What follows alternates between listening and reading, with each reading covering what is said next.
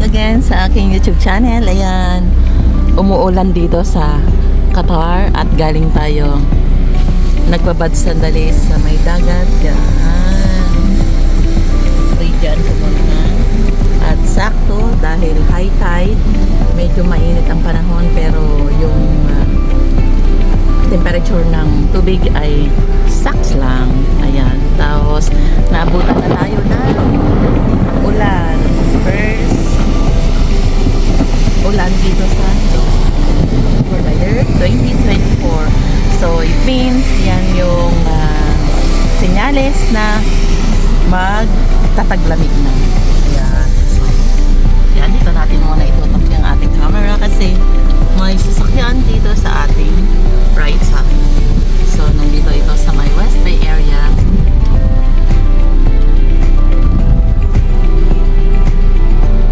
At today is Friday.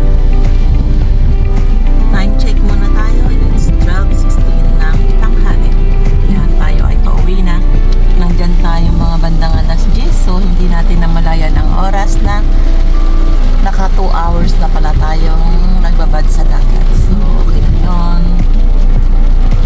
At bago umulan pala guys, isang napakalakas na hangin muna. So grabe kanina, maalikabok, tapos sabay buhos ng ulan. Makikita nyo naman yung kalangitan, medyo makulimlim.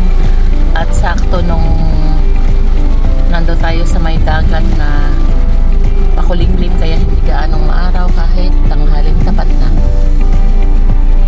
Ay, hindi ko alam kung saan nakatakot pala camera ko.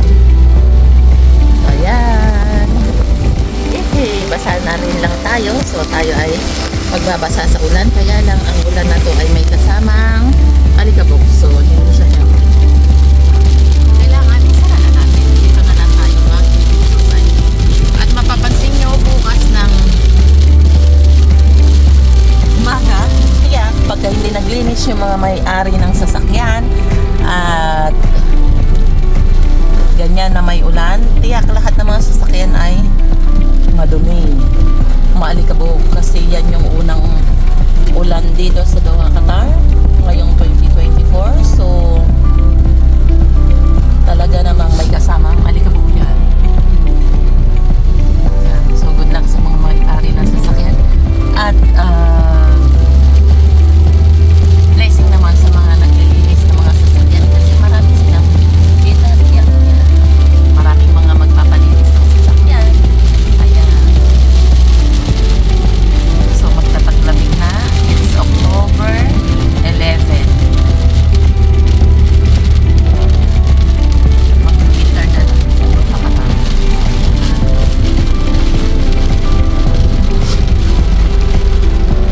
At pagka ganitong month ng October, November, December, asahan nyo naman na halos pagka pumunta ka ng mga mall ay maraming mga special promotion or mga big sale ang mga shop.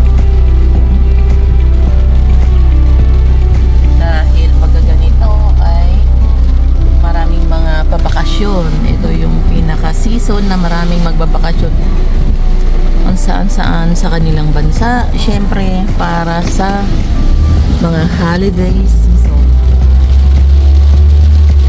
Nagmamahal yung mga ticket, kaya sa mga bagaan na may mga extra money, may mga credit card, pwede na kayong bumili ng mga ticket para kahit pa paano ay maka-save kayo. Kaya nakikita nyo yan, yan yung corniche, kaya lang hindi gaano malinaw dahil makulimlim at malakas ang